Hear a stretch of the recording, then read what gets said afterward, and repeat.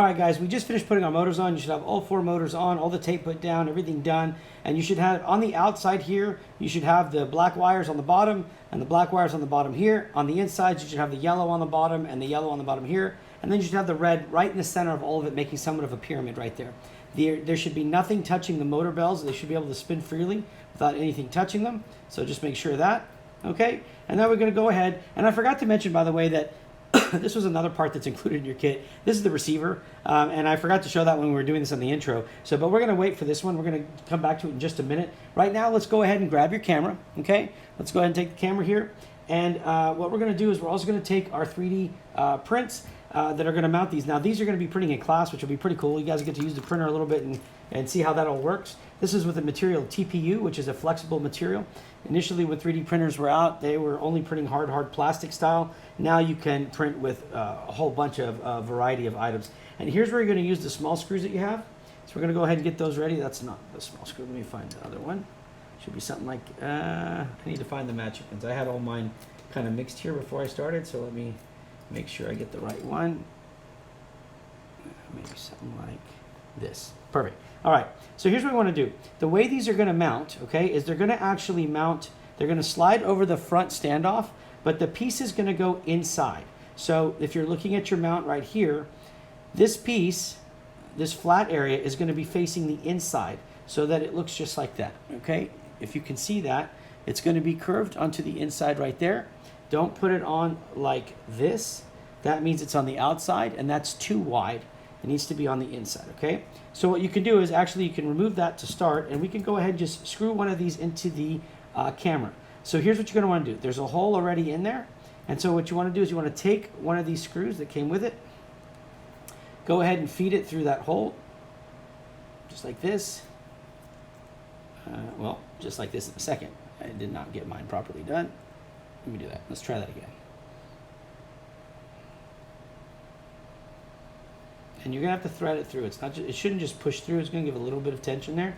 All right, once it's there, once it's threaded through, now what we want to do is, remember, this is your plug right here for your camera. Make sure it's facing up. That means that the camera will sit like this in your drone, not like this. This would be upside down and your image will be upside down. Make sure that the white plug is facing the top of your drone. Take your mount and take that screw and go straight into the screw hole right here and just tighten it down.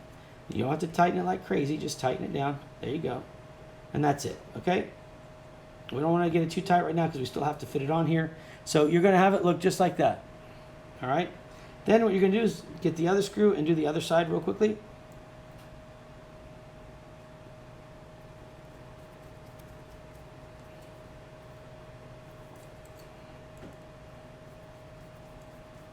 Just like this. And now we're going to attach to the other side of the camera and the last remaining screw hole that it has there. All right, just finger tighten that. It doesn't have to be super tight. There you go. Your camera should now look like this. Okay, please verify that it looks, I'll just keep rotating it around. Should look like this, okay? Now, what we want to do is we want to fit it on. As you can see, you're going to have to pull these just a little bit to get them over the standoffs. Just like that, and then press it down with your finger, okay? And that is what your camera should look like right now before we finish plugging it in, okay? Make sure the plug is at the top. What we want to do now is, here's our camera plug, all right?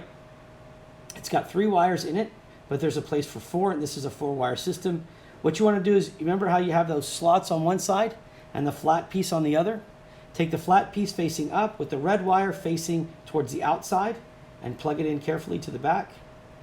There you go, just like that. Once that's done, you can angle your camera back a little bit, and you can lower it. You don't have to lower it too far, but just lower it, maybe halfway down, so it looks just like that.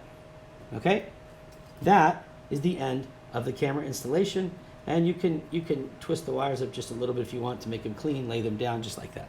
Okay, so at this point, guys, you now have your motors, your VTX, your flight controller, your camera, and you have everything plugged in. The last thing we're going to do now is we're going to come back and we're going to go ahead and put our receiver on. This is what's going to connect to your radio. So for the next video, have your top plate ready and have your 4 6mm M3 screws ready, and we're going to get to it. And also make sure to have your antenna for your VTX ready. We're going to connect all those next. All right, guys, we'll see you in just a minute.